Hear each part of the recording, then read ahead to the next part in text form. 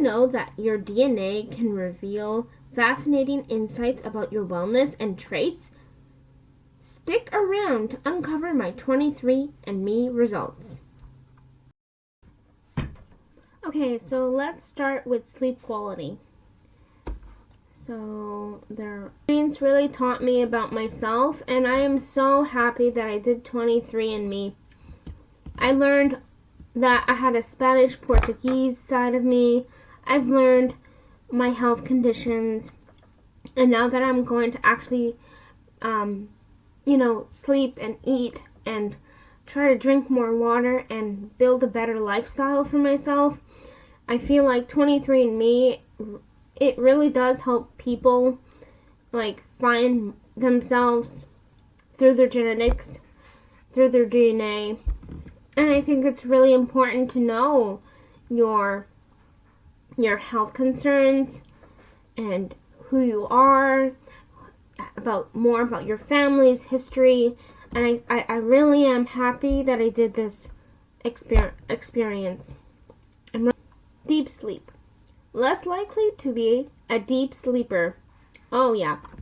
This is really, oh my gosh. This is really accurate.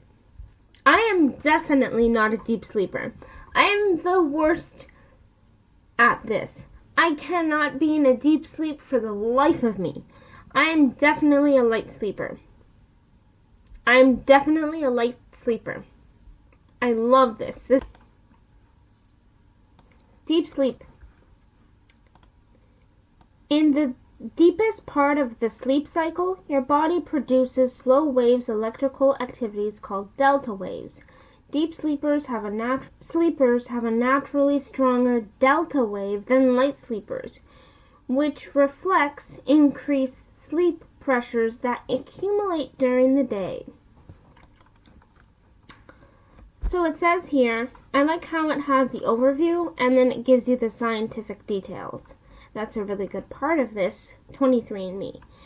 Samira, based on your genetics, you are not likely to be a especially deep sleeper. Studies have linked a genetic variant in the ADA gene to the difference in a certain type of brain activity that characterizes deep sleep, called the delta waves, which is this. People with your genetic results have a delta waves that are about as strong as average, and also tends to feel less sleepy than the deep sleepers after a night of missed sleep. Interesting. So this is an average sleeper. This is me. I'm an average sleeper. See what you can do. Oh. If you are concerned about your sleep, yes, experts recommend simple habits like daytime exercise. I'm starting that. I started this yesterday. A consistent sleep schedule. Trying that. Avoid caffeine. I only have it in the morning. You can consider talking to a health care professional. Oh yeah, that's for sure. Okay, so genetics and deep sleep. Deep sleep is a phase of sleep which is hardest to wake up.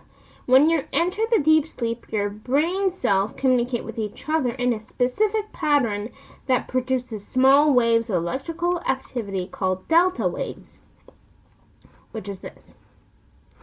The patterns of activity is very different from when you wake. When your brain activity is most composed of faster waves called alpha waves, the scientists think that the brain uses deep sleep to transfer memory of the day's events from temporary to long-term storage. That is really interesting. So these are the slow waves, which is delta, and these are alpha waves.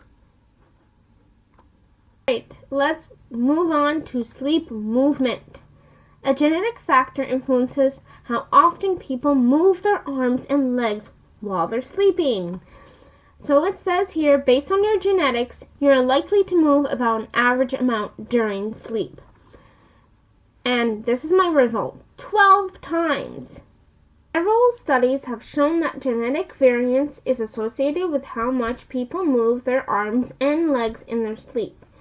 One of these studies have found people with your genetic results tends to move about 12 times an hour during sleep. On average, people tend to move about 13 times an hour. This is pretty interesting. Sleep movements aren't a problem for most people, but for some, frequent movements can make it harder to get a restful sleep.